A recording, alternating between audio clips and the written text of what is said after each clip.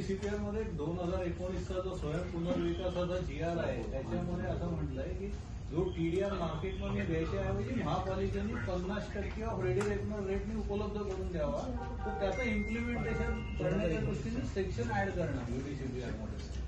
समाजाला तुम्ही ते कारवाई लिहा. त्यातच दुसरा विषय 10% इन्सेंटिव्ह, तो पण 2019च्या GR मध्ये आलेला आहे. ज्या 10% इन्सेंटिव्ह 2 नंबरचा युडीसीपीआर. तिसरं आता पहिलं नगर विकास बोलून घ्या तुम्ही. नगर विकास काय करावं? हे ज्या मागण्या म्हणतात ना ते मुंबईला जे नगर विकास जे लागू केलंय 18 मागण्या ज्या मुंबईमध्ये सेल्फ डेव्हलपमेंट त्या सगळ्या राज्यभर सगळ्या महापालिकात लागू करा. त्यामुळे युडीसीपीआर मध्ये वन लाईन चेंज केला की दरेकरजी त्यांचं म्हणणं आहे की मुंबईने विरोध केलाय.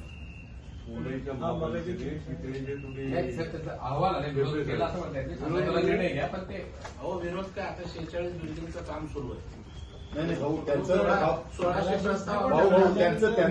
त्यांचं म्हणणं असं आहे, आम्ही वाढीव युडीपीसीआर मध्ये वाढीव एफएसआय दिला, तो डबल कसा देणार असं त्यांचं मागणी वगैरे केली. बीएमसीचं म्हणणं असं TDR मार्केट TDRच्या ऐवजी जर आपण रेग्युलेटर घेतले तर आमचं TDR जो रिझर्व्हेशन ताब्यात घ्यायचं जी प्रोसेस आहे तर ती नाही सीएम साहेबांच्या बाबतीत एकदम स्पष्ट आहे. सीएम साहेबांनी सेल्फ डेव्हलपमेंटसाठी रिलॅक्सेशन केलेलं आहे. सीएमच्या वर आपलं काही नाही. तो निर्णय युडीसीपीआर मध्ये यावा एवढंच आपलं म्हणणं आहे.